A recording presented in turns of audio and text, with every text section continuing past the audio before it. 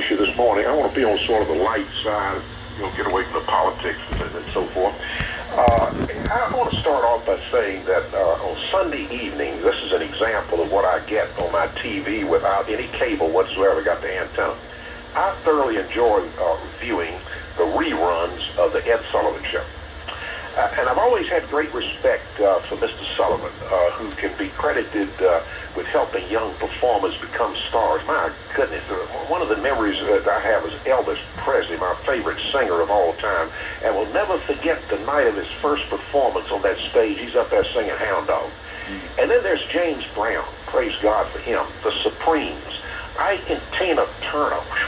I'm so thankful that the theater in which the program originated, so over on Broadway there in New York City, I'm so thankful that someone decided to name that theater for him. It is the Ed Sullivan Theater. And when I was growing up, I never envisioned that on that same stage would come these so-called comedians like David Letterman, and one of the worst is Stephen Colbert. And, these are so far removed from real comedy, so far removed from Johnny Carson, Flip Wilson, Carol Burnett. Sadly, because of those like Colbert, the Ed Sullivan stage has actually become another propaganda platform of the Democrat Party. And you can bet your sweet britches that when I heard that Colbert's show is going to end next year, I just yelled, good riddance. And because of the lousy ratings that are attached to these others, like these folks like this Jimmy Fallon, don't be surprised if they don't disappear also. These programs are not the only ones which have become a propaganda platform. I used to love to watch the Emmy Awards, and especially the Tony Awards show out of New York. But I don't do it anymore because I know somebody's going to be on that stage that's going to want to throw their crap toward the President of the United States. I mean, such shameful behavior.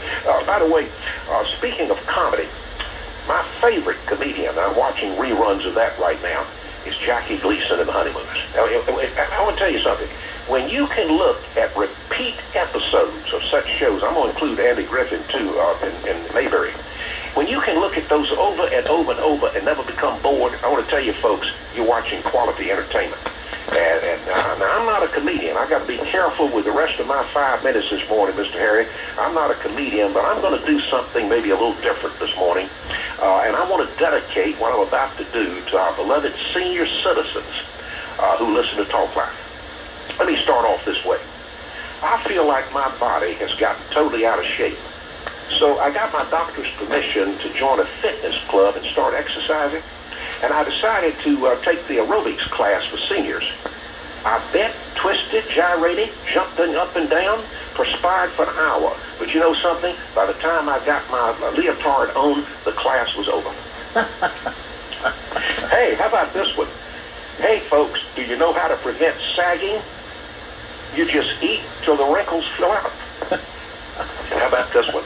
These days, about half the stuff in my shopping cart says for fast relief. And then there's a situation here. The one that says, I've gotten old. I've had 2 bypass surgeries, a hip replacement, new knees. I fought prostate cancer and diabetes. I'm half blind. I can't hear anything quieter than a jet engine. I take 40 different medications that make me dizzy, winded, and subject to blackouts. I have bouts with dementia. I got poor circulation and hardly feel my hands and feet anymore. I can't remember if I'm 85 or 92. I've lost all my friends, but thank God I still got my driver's license. Yeah. Okay, one more. Reporters interviewing a 104-year-old woman. And what do you think is the best thing about being 104? The reporter asked. Well, she simply replied, no peer pressure. One more. An elderly woman decided to prepare her will. She told her preacher that she had 2 final requests. First of all, she wanted to be cremated. And then second, she wanted her ashes to be scattered over Walmarts. Walmarts? The preacher exclaimed. Well, why do you want Walmart? She said, well, then I'll be sure my daughters visit me at least twice a week. Okay. Now, Mr. Harry, let me give you one that's for real in closing this morning. Something that's occurred in my life this week. I normally, after Talk Line, I'll go out eat a late breakfast, just a matter of spreading my diet a little bit. And so I met this precious lady over at Chick-fil-A, And on Tuesday, she was late coming in for work. And so when she did come in, I said, you're a little late, Miss. She said, I'm frustrated. I could tell by her facial expression because all the lights had gone out on my car, and I don't know what to do. And she has Wednesday off. She says, I'll just have to take it in tomorrow. So she did. And yesterday, I saw her, and I said, did you get the lights fixed? And she said, yeah, I got them fixed. She said, but I'm not sure it's going to last. I said, why do you say that? She said, well, the mechanic said that in the first place, they don't understand the cause of it. And I said, well, wait a minute, hon, I can help you with that. I'm not a mechanic, but I can help you. She said, what are you talking about?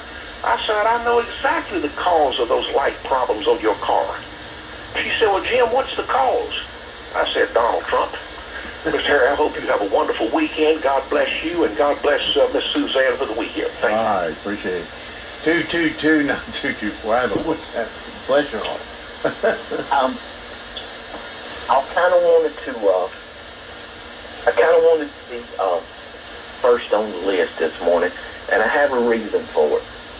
The reason is that yesterday I was watching Fox 8, and they had a story on there about the Greensboro Police Chief, John Thompson, and he was talking to an advisory committee, and he was more specifically talking about traffic stops. And they were more specifically than that, they were talking about a traffic stop that a Greensboro police officer had done with another guy, this, that, and another. Anyway, so he was talking to an advisory committee about what an officer can do and what an officer cannot do. And he was explaining reasonable suspicion, probable cause, when a police officer can search your vehicle without a warrant and when he has to get a warrant. And so I was like, golly, what a great idea. And so then specifically they started talking about how the story ended with that he, Chief Thompson, was trying to get this information out to the public. And I think the advisory committee was wanting him to get this information some way, somehow, out to the public and into the schools. And so more specifically, the reason I wanted to kind of be the first on the list was I kind of wanted to see what Mr. Randy's thought process was about this and how he felt about it.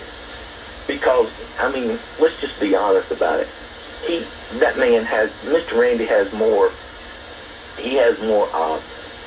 thought process in that particular area than probably every single one of us put together.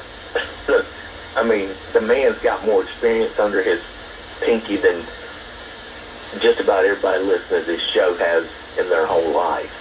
And so I really wanted to get his thought process about it.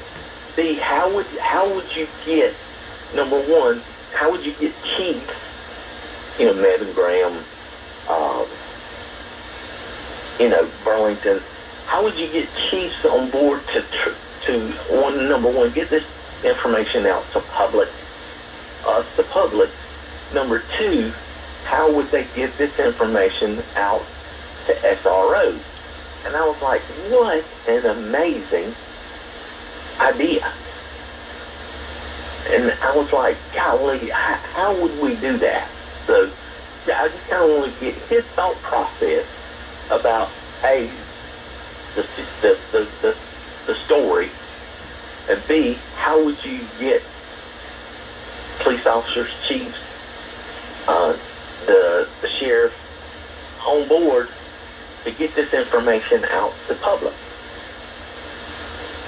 Mm-hmm. Well, at some point there are some police officers that don't want anybody. They want people to be confused about that.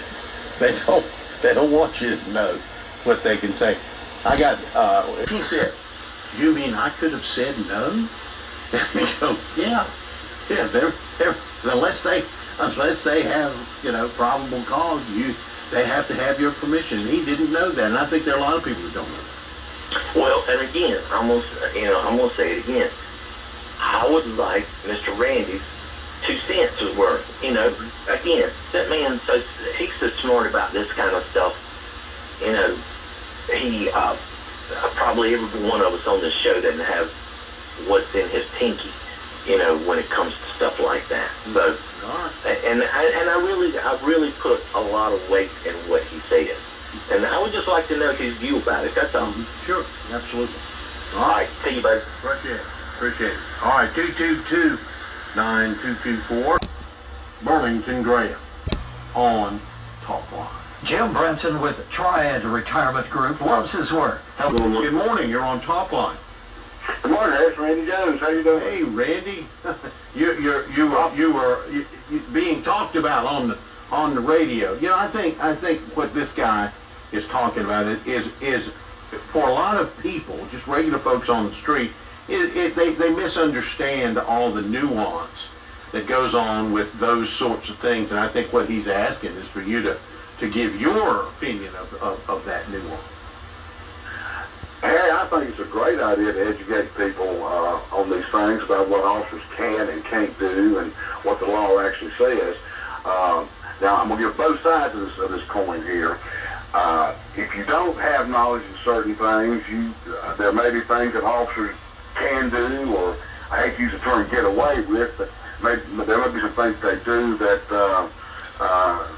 you don't normally have to go along with, maybe, but that is more than offset by the lack of problems we'd have if people are educated in things like probable cause, reasonable suspicion, things of that nature, when officers can instruct you to do certain things, and when arrests can be made, when searches can be made. A lot of people don't understand it. If you watch some of the law enforcement reality shows, there's one runs on Reels every Friday and Saturday night. There's live action stuff. It's like the old Cops series that used to be out. And I see people on there all the time, that they're telling officers, you can't do this, you can't do that. Well, yeah, they can, because the Supreme Court says you can. These are all settled law. And too many times, I think encounters escalate because people don't understand that what the officers are doing are both correct and legal. So I think it's a great idea to inform people so that people will know exactly what the law says. Several things I've seen on these reality shows, these are live action shows. I can't remember what the name of it is, but it runs on the Reels network every Friday and Saturday night for several hours. They follow departments off. They followed some in North Carolina a couple times, and they're real time. And some of the things I see, I've experienced, and I've had officers that I work with that experience that are just absolutely ridiculous. And it's because people don't understand or think they know the law, and they don't. One of them I've talked about before, searches on vehicles. You can ask for consent searches, or you can develop probable cause in order to make the search. If you smell marijuana in a car in North Carolina, I don't have to have your consent to search your car. I may go ahead and try to get consent to make things a little easier and explain to you what's going on, but we don't have to have consent to do that. Well, the smell of marijuana is probable cause. I mean, that gives you the... Exactly. It's like an open container. Sure. I've seen people argue about that. Well, that is probable cause, and you can do a search without a warrant. And it doesn't have to be just a smell of marijuana. You can search a vehicle anytime you've got a probable cause. If you have probable cause to get a search warrant on a vehicle particularly, technically you don't have to have a warrant to do it. And that's under the vehicle exception. In many occasions, the vehicle exception, if you have probable cause to conduct a search and you would have probable cause to get a warrant, there's a chance the vehicle could be driven away before you get to it. So that the vehicle can leave. It's not like your house. I may get probable cause to search your house, but you can't take your house and lift it and move it to Tennessee. Sure. So then I need to go to a search warrant. The vehicle is different. If you've got probable cause, you can technically go in there and go ahead and search it because the vehicle can be driven away, with the exception if the vehicle is already in our custody. That is, if we've made an arrest, towed the vehicle in, it's an impound, then we have to have a search warrant to go in. If you have a concern about activity and what have you, Look, the whole list of things can go into that. I won't eat the time up with explaining all that, but you can be patted down for weapons just for officer safety.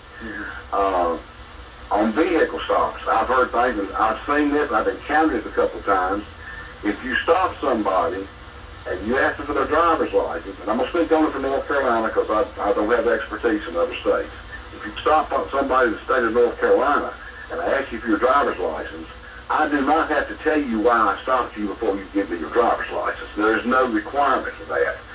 We should eventually tell you. I always did, but most of the time I didn't tell you why I stopped you until I got your driver's license. Because I may be stopping you because you fit the description of a wanted person, your vehicle. There's any number of reasons I might. I want to get your driver's license first before I told you. I'm not required to tell you in advance before I give it to you. I've also seen these occasions. I saw one of these on the live action shows the other week. Stop somebody for speeding, and the officer finally did. If officer discretion, I'm going to tell you what you don't have to do. If the officer wants to tell you why he stopped you, that's fine. He told the guy why he stopped him, and he said, well, I wasn't speeding. I want to see your supervisor. Well, that's fine. He was going to refuse to show his driver's license until the supervisor got there. It don't work that way. It may be 2 hours when the supervisor gets there. You may have to make an appointment to see the supervisor. An officer should make arrangements to get you in touch with the supervisor, but it doesn't freeze the contact until you get to see the supervisor because you're not going to try the case on the side of the road anyway. You're not going to argue your point. If you want to see the supervisor, that's fine, but the officer doesn't have to stand around and wait until a supervisor appears. We don't have enough officers and enough supervisors that they're sitting around waiting for an officer to call for somebody to come listen to a complaint about getting a traffic stop. The problem here, though, is the racial problem that people are afraid of the police. They're not going to stop. They're afraid of the police because the police are the criminals. And if you don't agree to it, or if you don't comply with it, you're subject to arrest. It's that simple. It's all based on officer safety and totality of circumstances and officer discretion. Well, what about the person's safety from the police? They kill us. I have no issue with these going out to the public. It's better if I think we'd have less trouble if the public understood it. Absolutely. Now, let me ask you one question here that came up in the call that we were talking about. What is the difference between probable cause and reasonable suspicion? In actuality, Harry, reasonable suspicion just gives you grounds to stop somebody or check somebody or make a contact with that. You're weaving down the road, driving down the road, not even necessarily going across the center line or run off the road, but you're driving like a snake on hot coals. That's reasonable suspicion to stop and see if there's something wrong, because that's a telltale sign of a potential impairment or potential medical issue. Probable cause. Probable cause says you have enough to make an arrest, not just to make contact or to make a traffic stop. Probable cause means you have got the grounds to make an arrest and take that person in custody. That's a big difference. So, and that's a major difference. Because reasonable suspicion is just enough that I'm going to try to recite the exact way the court ruled on this. Reasonable suspicion is when a reasonable person would suspect something is amiss. I think that's the legalese that they use or some form of that to explain that. And there was one other thing too, Randy, that I believe you and I have talked. We've talked about so much stuff. I believe we've talked about this before. But the Supreme Court ruled, if you're driving an automobile down the road, a police officer has every right to ask you for your driver's license because you are required to have a driver's license if you're driving down the road. But there were some people that stepped in and said, look, I'm walking down the road. I'm not doing anything. I don't have to give you my identification. And the Supreme Court ruled that it is not unreasonable for a police officer to ask you for your identity. So that's one of those things that the Supreme Court did rule on. It said, yeah, you're not driving down the road, but the police officer can ask you if you have a driver's license to show it, to identify it. Exactly. Now that's a little more of a gray area, Harry, because you're not actually required to have a driver's license or to have ID with you. If you're doing an investigatory stop or you're doing any type of inquiry because you've got the reasonable suspicion, then you're required to identify yourself as part of the investigation, or you can be obstructing the investigation by refusing to identify yourself. And that's why it's a little bit of a gray area, because you're required to have a license to drive a car, but you're not required to have a license to walk down the street. But the thing is, the Supreme Court said that it is not unreasonable for you to identify yourself, and I think that was a good ruling. You know. Oh, exactly. Yeah. I'm just clarifying that as far as a driver's license, sure. You don't. It's a little more gray about having to produce a specific driver's license walking down the street, because you don't have to have a driver's license. Right. But you do have to identify yourself, and if you lie to the officer about who you are, that is an obstruction and delaying charge. And I've seen so many instances where, through lack of knowledge about things like that, people get themselves in trouble and get arrested. I had a friend of mine, someone that I thought would have known better, this has been over 20 years ago, got arrested because he took the position. He got stopped just for speeding. He was not a police officer. He got stopped for speeding, and I guess he copped a little bit of an attitude. He was insistent he was going to get out of the car, and the officer could tell him to stay in the car. And all I was going to do was write him an exceedingly posted speed ticket, because I talked to the officer. I was working the day it happened. And he was insisting that you can't make me do that. Well, he got to tell the officer you can't do that in handcuffs. That's the police department while he's being booked in, because he failed to comply with what the officer said. He wouldn't obey the simple instruction, and the Supreme Court already ruled on it. So I'm happy for people to understand these things. Absolutely. It can reduce the amount of conflicts. Now, I never backed away from conflict in all my years out there, but I'd rather not have one, Harry. Absolutely. Why would you? I mean, not to have conflict. Absolutely, and that makes perfect sense. You know, what can we do to make sure that we don't have a conflict about this? There's no, legal, illegal, whatever. We just don't want to have a conflict. It's not necessary. It's not part of the thing. But people get frustrated. I think, and also, you didn't say this, and I think you're being kind of nice about it. Some of the shows on television, not the reality shows, but some of the dramatic shows on television, they have consultants in there, but obviously the screenwriters are not listening to the consultants, because they do some things that are absolutely, people do things on those shows that are absolutely not right. And a lot of people get the wrong idea about what is and isn't something that you can and cannot do, and I think they all listen to the consultant. Oh, I do too. Well, I see shows, and I guess you could make the argument you may help police sometimes, but I see shows where officers conduct searches, and I sit there and watch this show with my wife and say, "There ain't no way in the world to get away with that." Right. And that's not the way that works. You can't do that. That's not how you would proceed. My wife, sometimes she'll punch me in the arm and say, "Shut up." Well, there's some colossal ones of those things. And, one of my favorite shows is Law and Order. And some of the people in the Law and Order do things that are absolutely against the rules that you can't. Exactly. Or they go along with something that one of the non-officers said, you can't do that, and they agreed with it when actually they could. Same thing both ways. Exactly. And I know I've talked about on your show, probably about that long ago, one of the things that always made me giggle a little bit watching Law and Order, because I always loved the show also, is when you've got a suspect in the interview room. I know I talked about this not too long ago, and the door flies open and some attorney comes in and says, "I represent him, this interview's over." Mm-hmm. And I told you back then, and probably not that long ago, the next thing you would have heard been the handcuffs going on the lawyer, who would have been arrested, because that's not how it works. First of all, I've never seen an interview room yet that was that easily accessible, somebody could walk up in. Mm-hmm. But secondly, a lawyer cannot just go busting into a room and say, "I'm the lawyer, I represent him." An individual has to invoke their own Sixth Amendment right to counsel and have to ask for a lawyer, or the lawyer has to sit outside. You cannot invoke your right to a lawyer, Sixth Amendment right, for somebody else.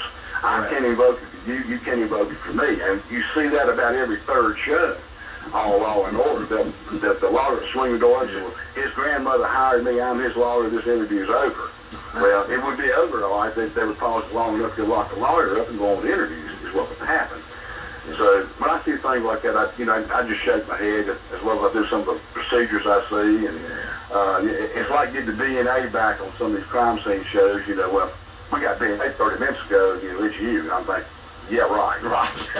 You get the paperwork done in 30 minutes to get that done, much less are you going to get it back. But sometimes I get really kicked out of watching the things that go on in TVs and movies. I just shake my head. Sometimes they don't help law enforcement. People get the wrong idea about what you can and can't do. And one of the things I always tell people is that I can, and you said it today. About North Carolina. You know what the laws are in North Carolina. There are different laws in every state. There are things that can be done in other states that can't be done here, and that sort of thing. And but what these shows are trying to do is be all things to all people all the time. When you that are out there mad because Randy got more than 5 minutes. Randy was a guest on the show, and guess he gets to talk a little bit longer. So don't get upset about that. We wanted to get some information out there, and I really I know that there are people that have besmirched the character on this program of Randy Jones, but not. I think Randy Jones is one of the most competent, very, very much experienced. He's been there, done that kind of guy. He's done a lot of stuff. He's worked with Secret Service. He's worked with FBI. He's worked with various security organizations, and can give us the kind of information that I think it's great for the audience tonight. All right, 20 minutes after 9 o'clock, let me tell you about Postal Connection. Postal Connections. If you want to get some packing and shipping done, that's the place to go. There at 1183 University Drive, right there at the corner of University Drive and Highway 70 Church Street, in the shops at Waterford. It's right down the sidewalk from Lowe's Foods. Now, you can call them, 336-584-4405. Talk to them about all the things that they do. Now, Dwayne Souls, he's the owner there. They put together a great staff. These people work hard for you. They know their business. So if you need packing and shipping done, just bring your item in. Put it up on, you can park right at the door. Put it up on the counter. They'll weigh it, tell you how much it costs to pack it, to ship it. You pay them and you're on your way.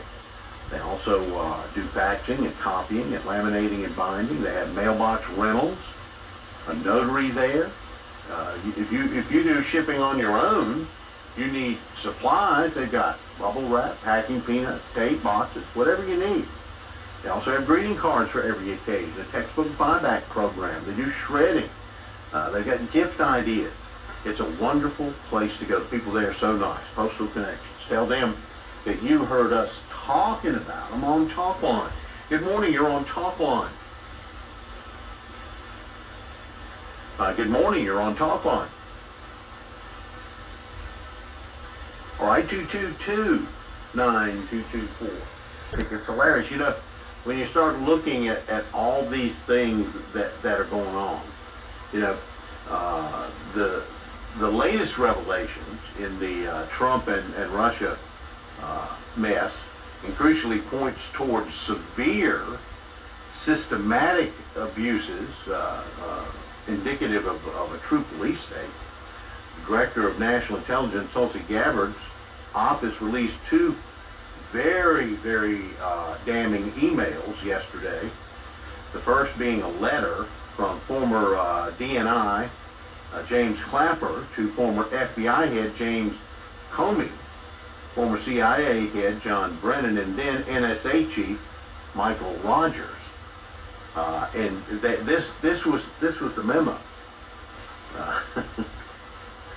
This is one of the things that they found in the offices that they were hiding, or it was blacked out, or it was in one of the burn bags. This is the memo. Understand your concern. It is essential that we, CIA, NSA, FBI, ODNI, be on the same page and are all supportive of the report in the highest tradition of that's our story and we're sticking to it, quote unquote. Good gracious. This evening, CIA has provided the NIC the complete draft generated by the ad hoc fusion cell. We will facilitate as much mutual transparency as we possibly can complete the report, but more time is not negotiable. We may have to compromise on our normal mandate, since we must do this on a compressed schedule. This one project is for the team. Bapper's email, that was an email, was a response to a note of concerns from Rogers. Rogers was one of the people who were saying, wait a minute, we can't do this. Rogers is the NSA chief who never upgraded his agency's confidence level in the Russian did it for Trump collusion from moderate to high. Rogers' letter makes it clear that the head of the Pentagon's most powerful surveillance agency was being asked to sign off on the conclusion without seeing the most sensitive intelligence from Rogers. I asked my team if they had sufficient access to the underlying intelligence and sufficient time to review the intelligence on both points. They raised concerns, and I'm concerned that given the expedited nature of the activity, my folks aren't fully comfortable with saying that they've had enough time. This is a devastating exchange what Rogers has with the other folks that want to change the assessment.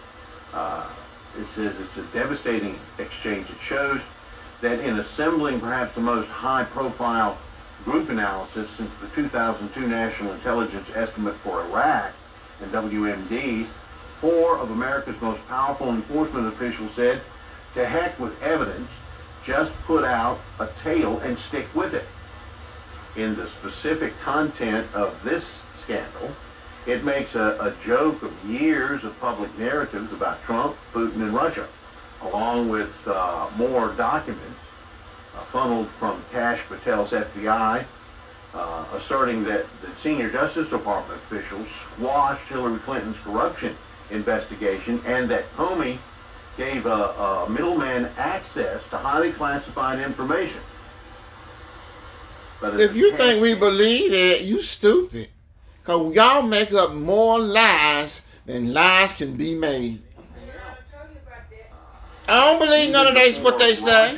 Nothing. I don't believe none of what they say. They ain't nothing but liars, murderers, and thieves. The FISA court had begun investigating misuse of the surveillance program. One time Trump... Well, I'm going to tell them what they are.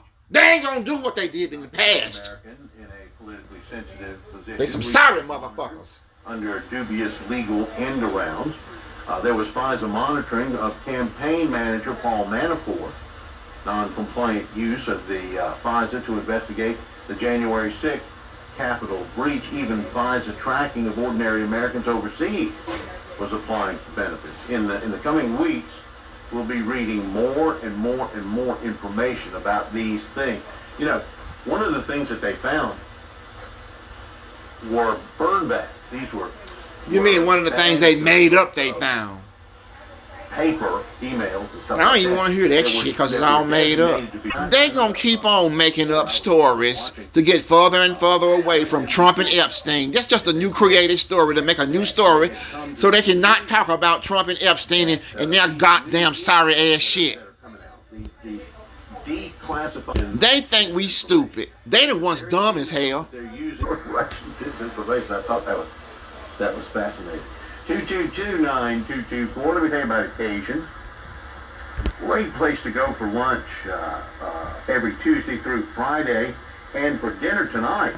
That's right. But every Tuesday through Friday from 11:30 a.m. until 2 p.m. at occasions in downtown Burlington at 286 East Front Street, they have a buffet lunch with a selection of meats and vegetables. They have a dessert table with homemade desserts made fresh every day.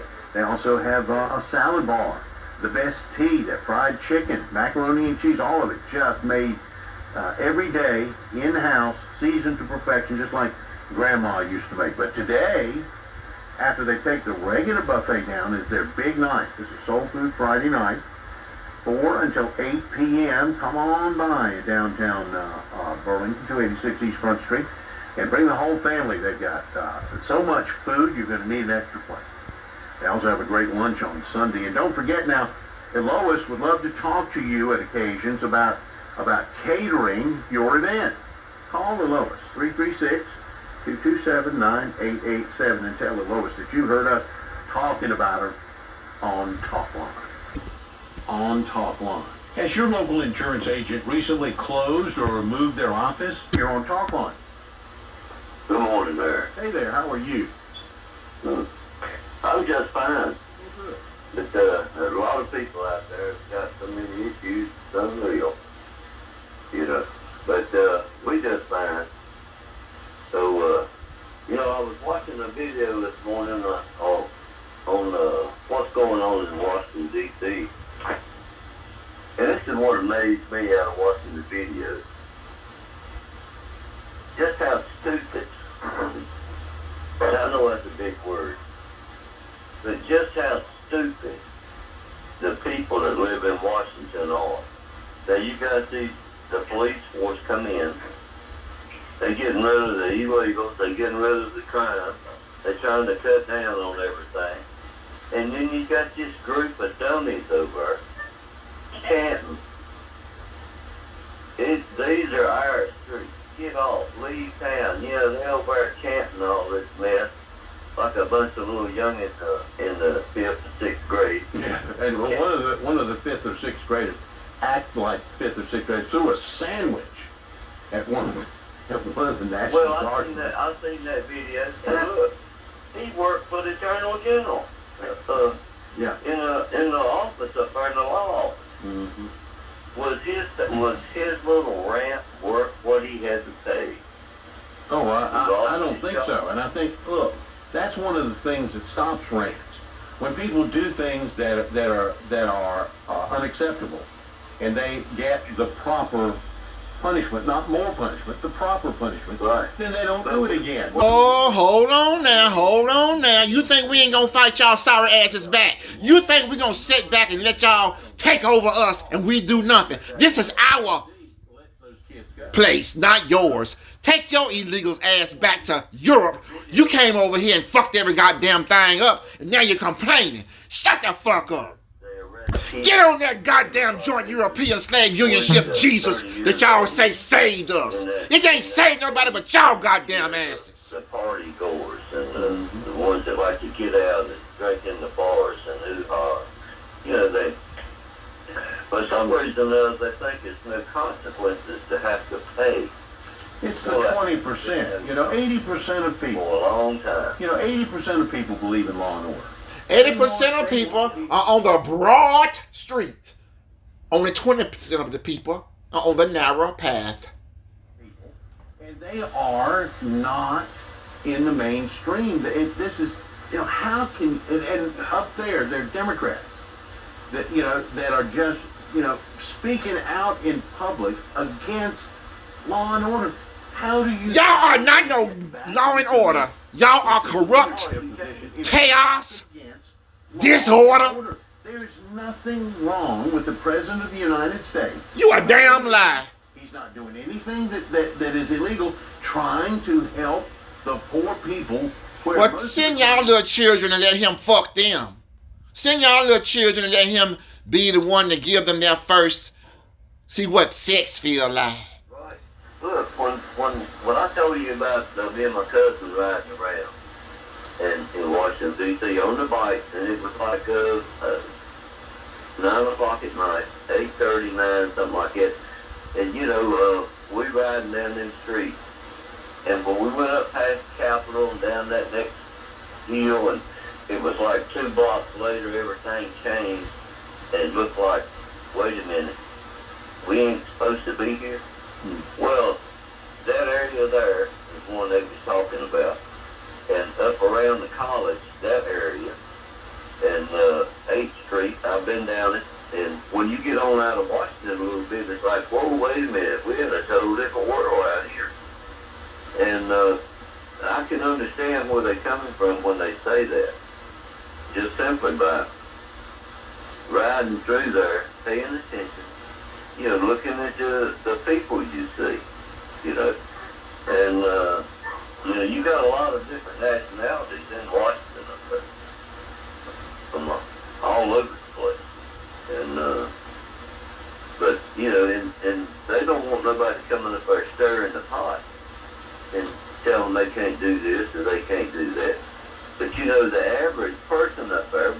be able to leave their house anytime they choose, go to the gas station, go to the grocery store or Walmart or whatever, anytime, day or night.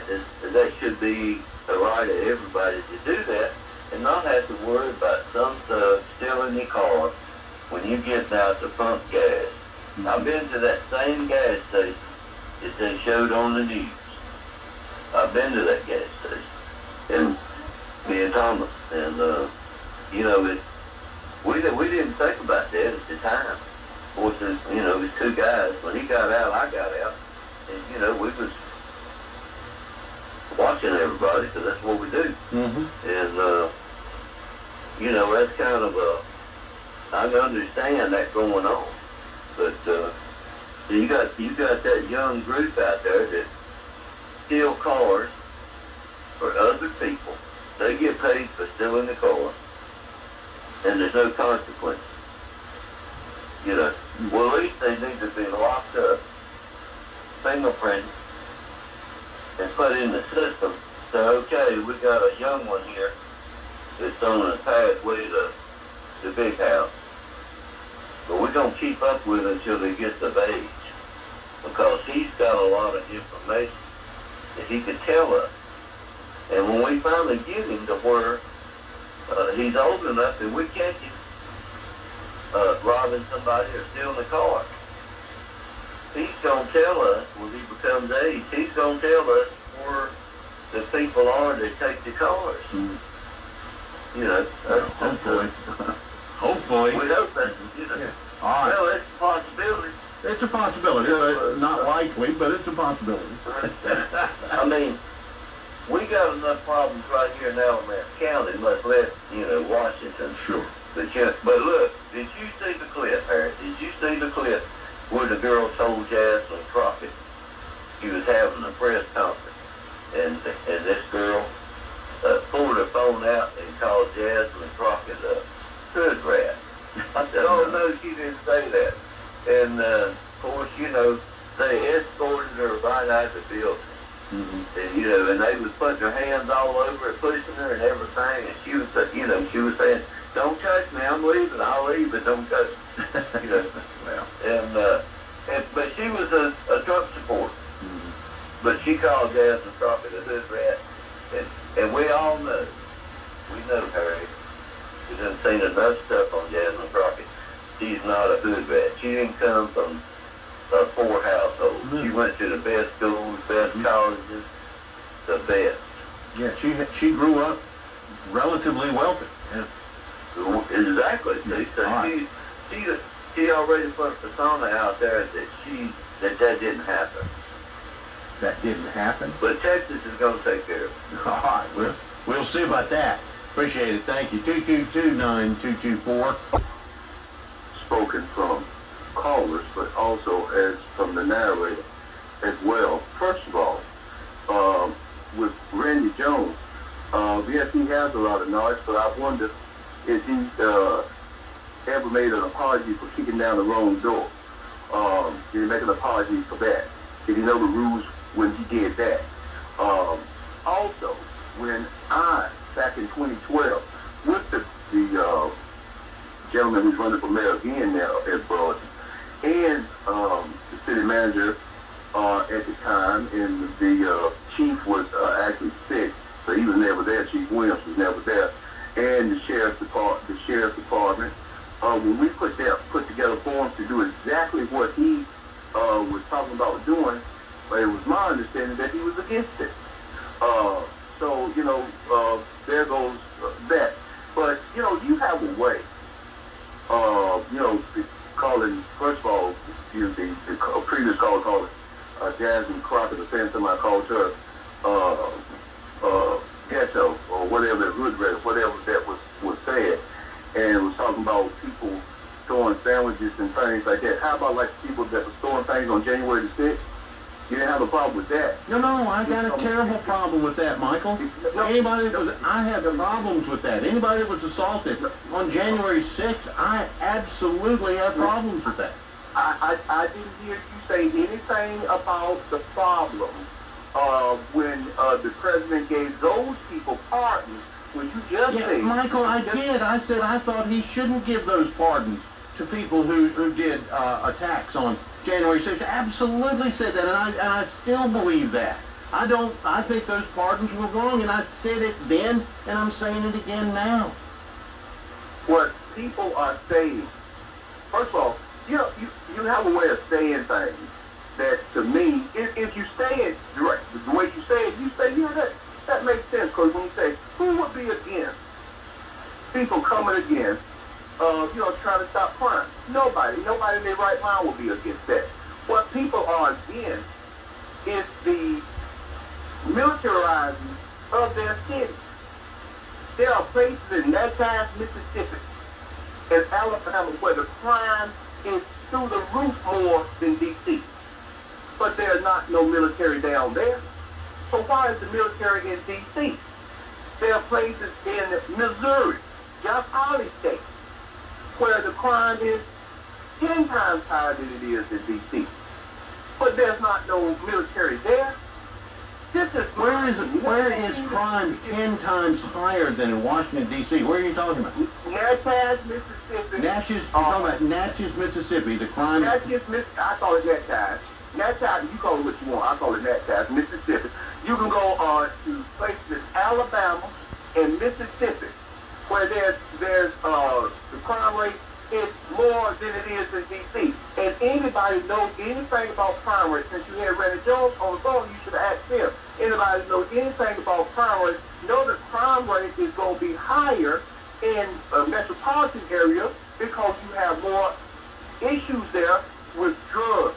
And so when people are on drugs in those type of areas more, that they're going to be more active and trying to pursue those drug habits, which means more assault, more rape, more robbery, and things like that. Plus, you have more of a mass of people huddled together in the city.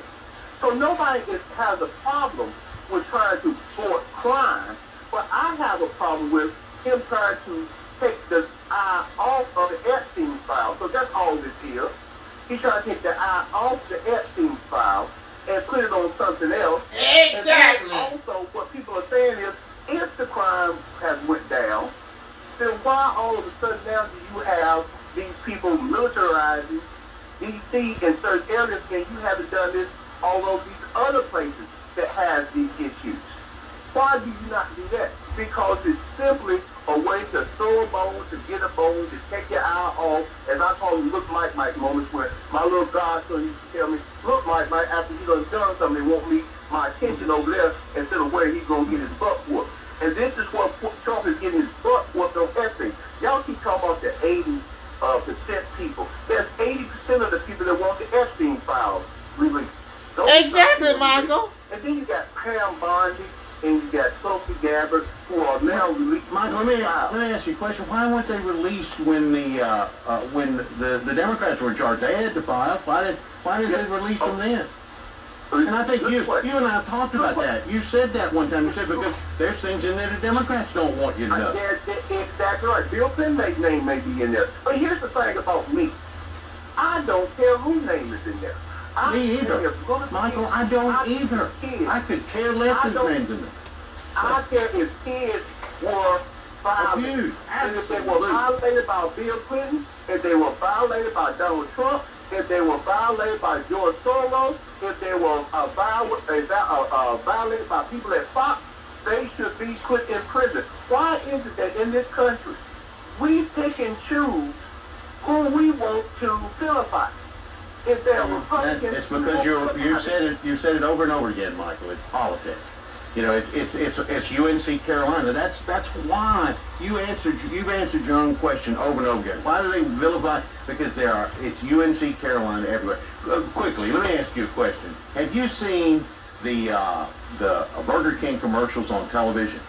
There's a guy that they're using, and Burger King looks a lot like you. He favors you. Suzanne said that. We were watching some show, and Burger King commercial came on, and it really, you ought to look at it, because it really looks a lot like you. Well, I hope I get the royalties from I hope you do too, buddy. All right, thank you. I appreciate it. 222-9224. 2229224. You know, all this stuff, you know, Michael says, why hasn't anybody said about January 6th? I have yelled and screamed and hollered about January 6th. My tarot reading is calling. My tarot reader is calling. Okay, tarot reader, I'm coming. That were pardoned did not need to be pardoned. And I've said that over and over and over again. Now, what's going on? Why aren't they going to Natchez, Mississippi? Well, the President of the United States isn't in charge of Natchez, Mississippi. He's in charge of Washington, D.C. You do what you can do. He sent people to Los Angeles to protect the federal buildings in Los Angeles. He was allowed to do that because he's protecting the federal buildings. They didn't like that. So do you think that there aren't going to be protesters no matter where he would send people to protect cities? Yes. And you're talking about the cities, metropolitan areas that have more crime. Of course they do. What has that got to do with anything? That's what we're talking about. Washington, D.C. is a problem. And one of the difficulties that you didn't mention, I don't know why you didn't mention this, is the underreporting of crime in Washington, D.C. They're doing it systematically. They have put someone on leave for doing that. We know from experience, person after person after person who has been attacked in Washington, D.C.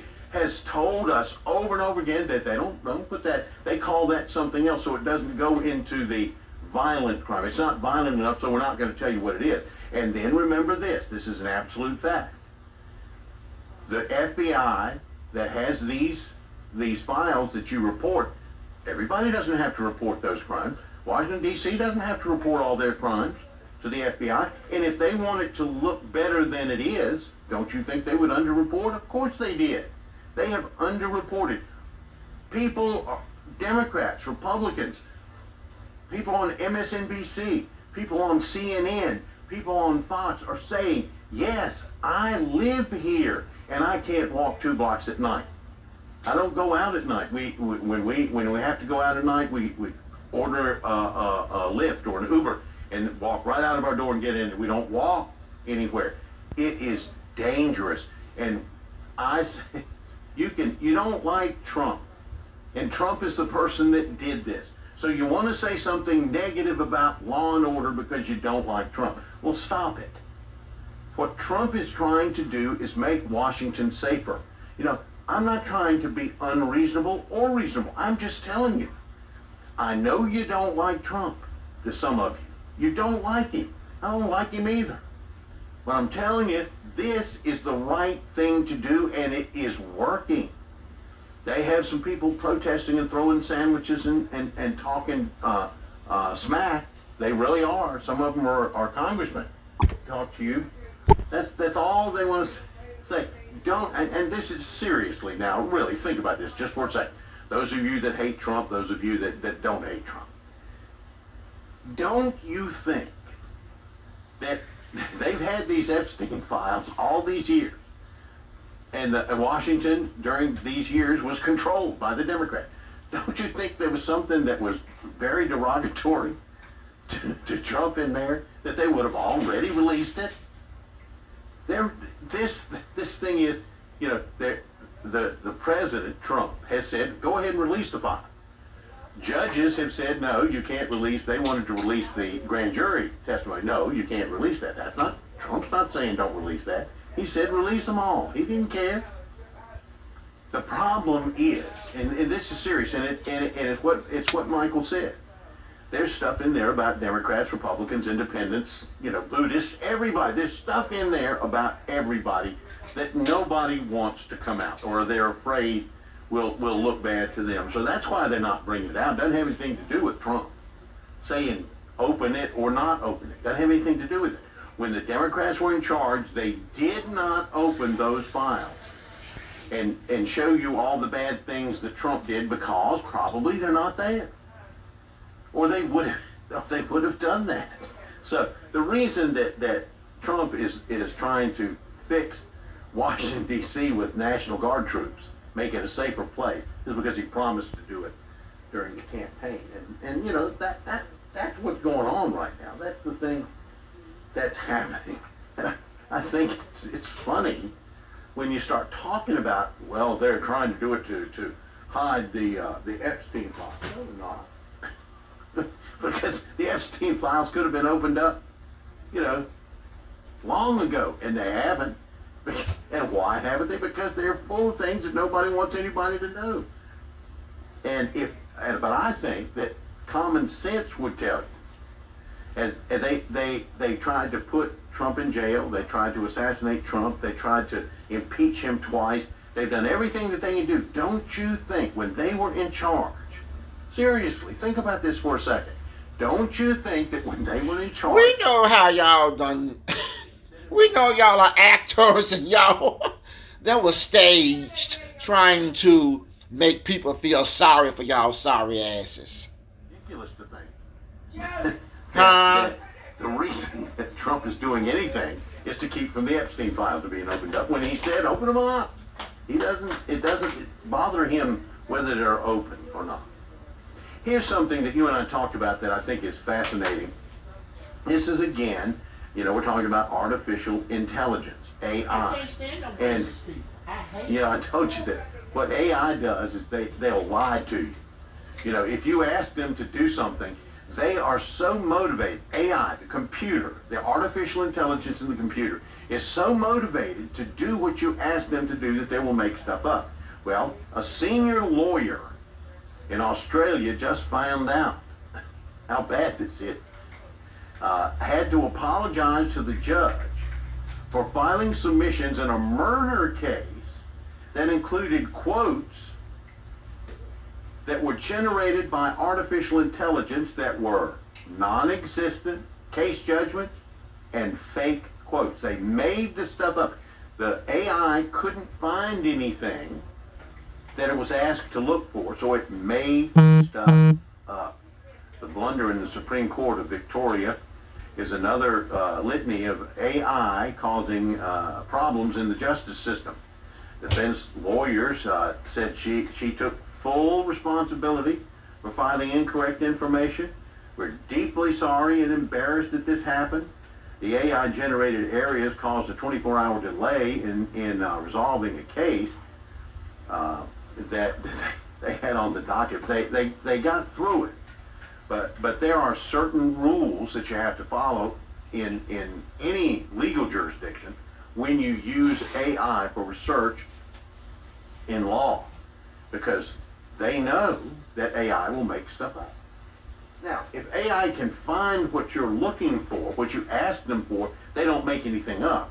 But if you ask them to look for cases and there are no cases, the artificial intelligence in the computer wants to please you, so what it does is it will make stuff up. It'll do fake quotes and make things up.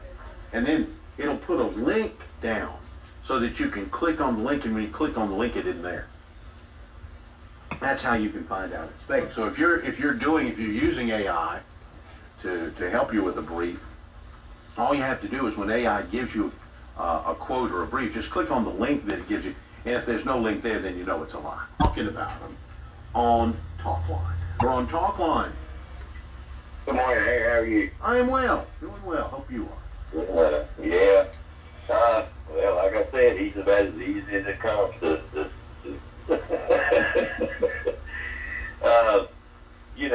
he talked about these states, Alabama and Mississippi. What he doesn't tell you is he needs to go look at the demographics of those states. And then maybe that'll give him the answer. It's like the demographics in Washington, D.C. What he does tell you is the real facts. Wonder why the demographics is like they are. Wonder why. Because of the Mississippi burning, the burning down of Wall Street, Black Wall Street. Y'all some sorry motherfuckers. Yeah. Oh, you're disgusting. Mm-hmm. Then he has to go before Congress to be able to continue to do it. So, I mean, he never tells the whole story, He just tells what he thinks is negative towards Trump. And, the deal is, the statistics, even though they've been tampered with, Washington, D.C., if it were a state, it's the worst state in the country for crime. For violent crime.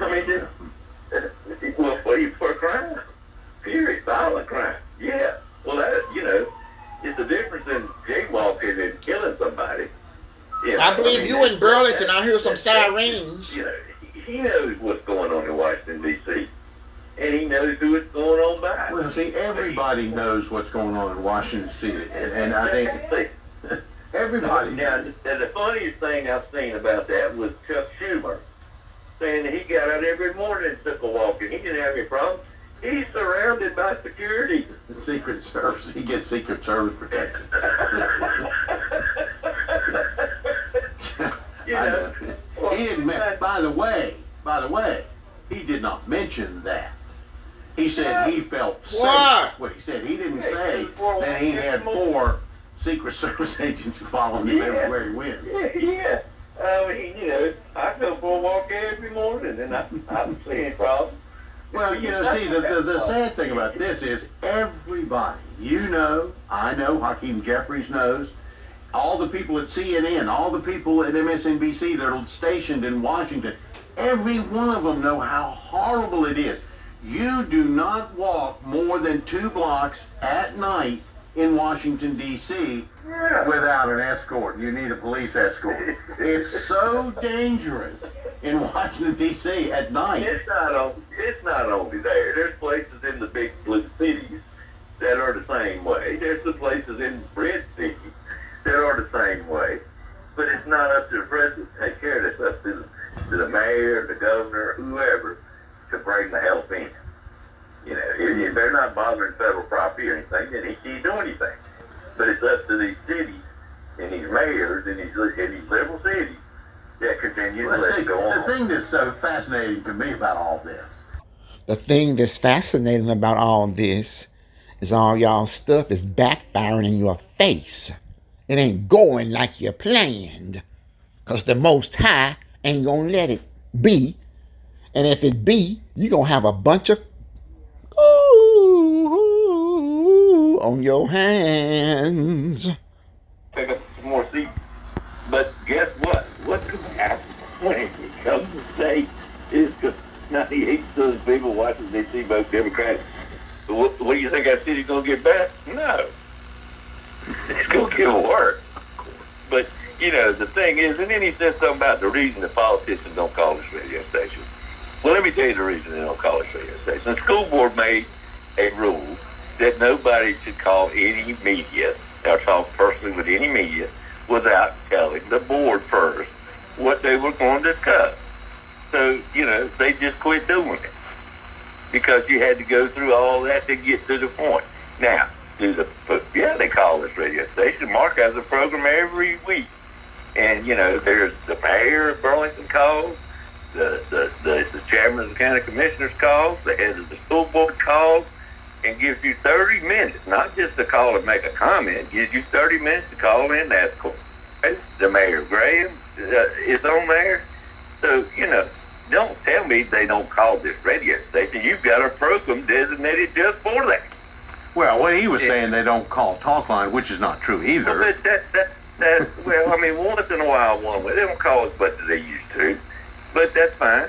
But they still have a 30-minute program just for them, where they talk, you ask questions, and you can't do that on talk line. I can't ask the question when the guy's on the phone at talk line. And the Mark program allows you to actually converse with the mayor or the chairman of the county commissioners or the school board chairman to ask specific questions. And, so, I mean, to say that people don't, let me tell you why they don't call this radio station anymore, that's a lie. They do call it. And, as far as you mentioned in the deal about the, I forgot what he was talking about, and you said you mentioned it all about January 6th. You mentioned it yesterday. Of course I did. You mentioned it yesterday. Well, why don't he talk about the people that got put in prison for the 4 years that didn't do anything wrong? Spent 4 years in prison, ruined their reputation, ruined their life. And then, okay, let's talk about it, Michael. Somebody shoots somebody in Washington, D.C., shoots them, and gets probation. Because they're a juvenile, yeah. Mm-hmm. Right. But what I'm saying is that's the way our laws, he picks and chooses. There was not a gun found at the Capitol. that anybody brought a gun into the Capitol. There was nobody. You know, y'all make these laws, y'all white people that took over our land and built a house and called it the White House. 4 years. Y'all think we dumb? 4 years in prison is a pretty decent term. We're doing that. You know, I think that's, you know, if they spent 4 years in prison for that, I think that's probably, you know, some would say, depending on who it was, would say, oh, that was too much time. Try 2,000 years of slavery. 4 years in there. Try 2,000 years of working for y'all sorry asses where y'all take our money, you goddamn bitch. The reputation's wrong. You know, and so, you know, if we did every person that walked in the building or ever assaulted a police officer got 4 years, I guarantee you there's cases right now. With that guy yesterday that sued the sandwich, yeah, he got a felony charge for assaulting a police officer. I bet that the January 6th people didn't get shit because Trump pardoned them. I don't even want to hear nothing you got to say. Shut up. Take care. All right, 2229224. We're about out of time here. Got to move along. Don't forget, we've got Friday racing for you. The Craftsman Truck Series from Richmond Raceway will be on tonight here on WBAG at 7 p.m. I have a message warning melanated people. Don't be tricked by these oppressors. Please don't. Please listen. If you're black, this message is for you, but they don't want you to hear it. Right now, as you're watching this, they're counting on your distraction. They want you to be too tired, too stressed, too entertained.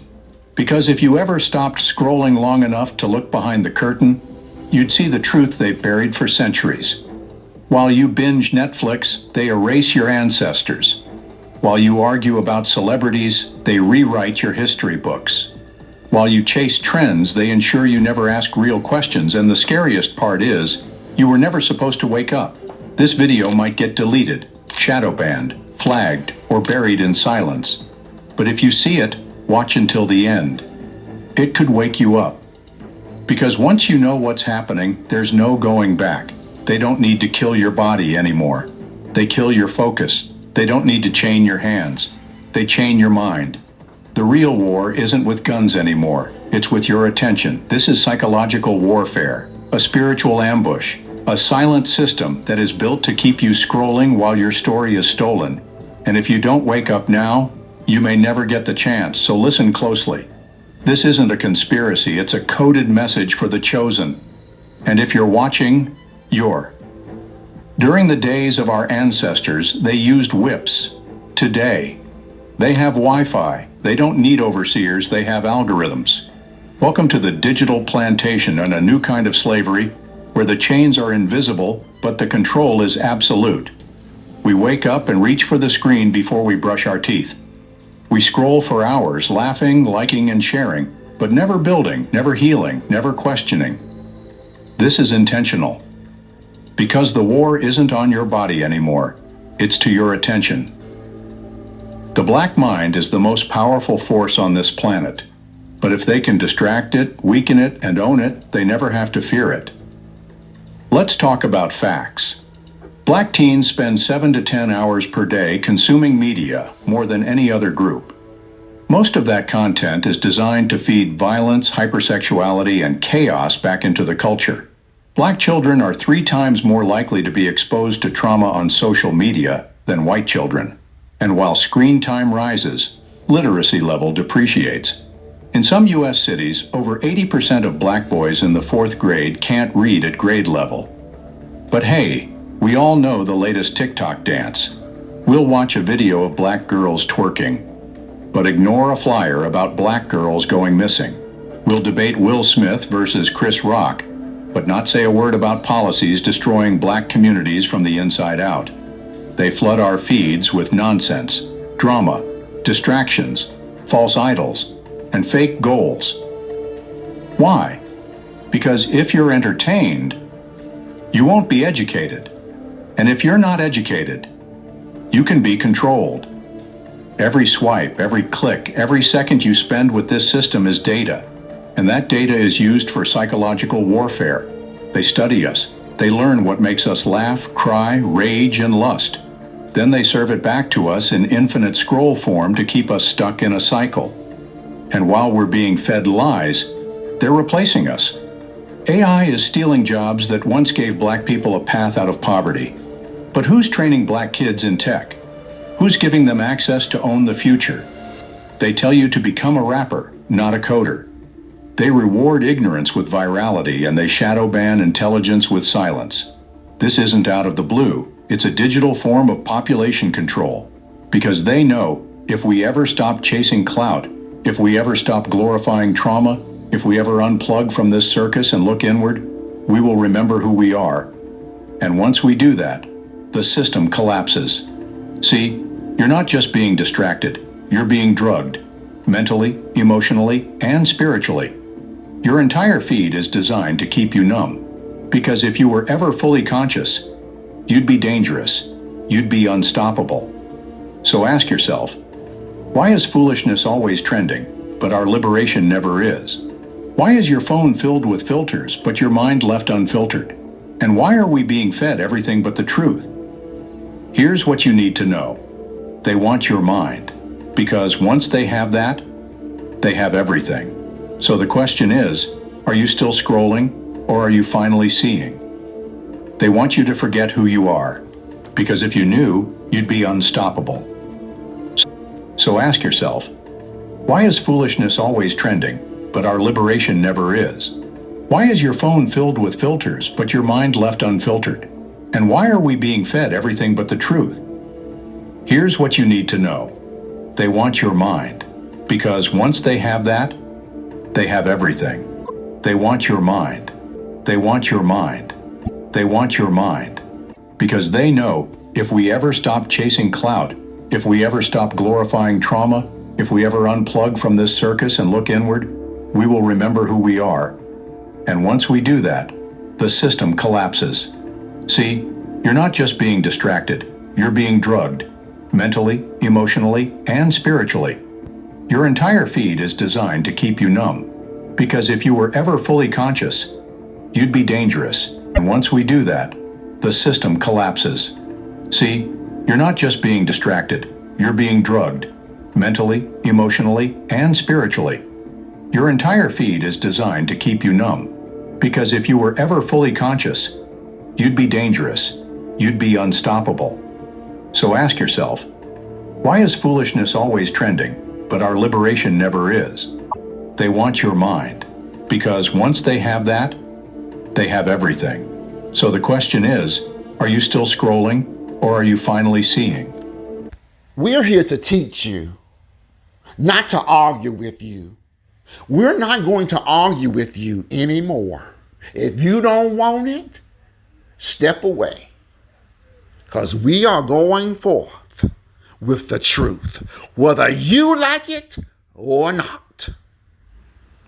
We've been buried long enough. We are in the age of Aquarius. We have left the age of Pisces and the age of deception and the age of the church. That church, anyway. Their church. You better get it the right church, honey. Gnostic five senses knowledge kings and queens can teach you the correct truth. Forbidden knowledge with Dr. Billy Carson can teach you. Guests like Terrence Howard, 19 Keys, can teach you. And there's a lot of people that can teach you the truth. You'll be hearing more about that in the future. Don't get distracted. You better put a filter on your mind, because they want your mind and your soul. They're going to put your body under the ground like they tried to do me. But God said, hell no. And why are we being fed everything but the truth? Here's what you need to know. They want your mind. And why are we being fed everything but the truth? Here's what you need to know. They want your mind, because once they have that, They have everything. They have everything. Or are you finally seeing? They want you to forget who you are, because if you knew, you'd be unstoppable. So they buried your past, not just under dirt, but under lies. Not just in chains, but in classrooms. And not just by guns, but by silence. From the moment you enter school, you're told your story starts with chains, that you were nothing before slavery, that your ancestors were savages, and Africa was dark, uncivilized, and primitive. But here's what they don't teach you. Before Europe even existed as a civilization, your ancestors were building empires that made the world shiver. Let's go back to the Mali Empire, where Mansa Musa ruled as the wealthiest human being to ever walk the earth. His gold possession was endless, his power was respected, and his influence was global. To the kingdom of Kush and Nubia, where black royalty built pyramids, mastered astronomy, and traded across the ancient world. These weren't tribes running barefoot through the jungle.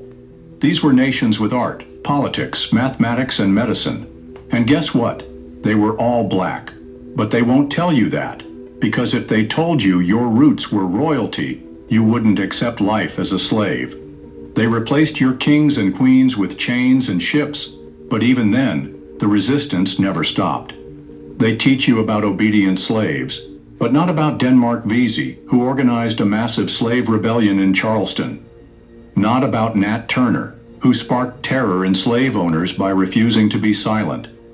Not about Queen Nzinga, who led armies against the Portuguese for decades, refusing to kneel to colonizers. They don't want you to know about Robert F. Williams, who trained black communities to defend themselves with arms before the Black Panthers. Why? Because they want you to be passive, not powerful. And even after slavery ended, the genocide continued quietly, methodically, and deliberately. Did they tell you about Tulsa, Oklahoma, in 1921? A thriving black city that was called Black Wall Street. Doctors, lawyers, business owners, and families were burned to the ground by angry white mobs, aided by the government. Ain't that terrible? By the government. That was the key word, the government. The government of deception, of manipulation, of lies, like Donald Trump and the Republicans. But they want to make it sound like it's the Democrats. There is no such thing as Republicans and Democrats. That's just a cover. You need to wake up, children. Wake up. Wake up. We're going to teach you to wake up. Gnostic, 5 senses knowledge, kings and queens, and forbidden knowledge is going to teach you to wake up. Okay? But you got to do your part. We can't do it for you. You have to do your part. You have to learn. You have to want to learn. You have to want to know who you are, because you don't know who you are. What if everything you've been told about biblical royalty is wrong? What if the most sacred bloodline in human history didn't originate in the Middle East but in the heart of Africa itself? Today, we're diving deep into one of the most controversial mysteries hidden within Scripture, a revelation that will challenge everything you thought you knew about biblical genealogy and divine heritage. Picture this. You open your Bible to Genesis chapter 2, verse 13, and there it is, staring right back at you. The river Gihon flowing around the whole land of Cush, not Israel, not Babylon, Cush. And in ancient Hebrew, Cush doesn't just mean a place, it means black. It means the land of the black-skinned people. It means Africa. This isn't some modern interpretation or politically correct revision of history. This is what the Bible itself declares, right there in the opening chapters of our most sacred text. But here's where it gets really interesting. What if I told you that this African connection isn't just a geographical footnote, but the very foundation of a royal bloodline that would influence kings, prophets, and even the Messiah himself? What if the Queen of Sheba's legendary visit to Solomon wasn't just a diplomatic mission, but the beginning of a sacred union that would create a dynasty spanning continents and centuries? Now, before you dismiss this as some fringe theory or modern revisionist history, let me ask you something. Have you ever wondered why Moses, the great lawgiver of Israel, married a Cushite woman? Have you ever questioned why the Bible specifically mentions that detail in Numbers chapter 12, verse 1? Or why Egyptian royalty, descended from Ham through Mizraim, played such crucial roles in salvation history?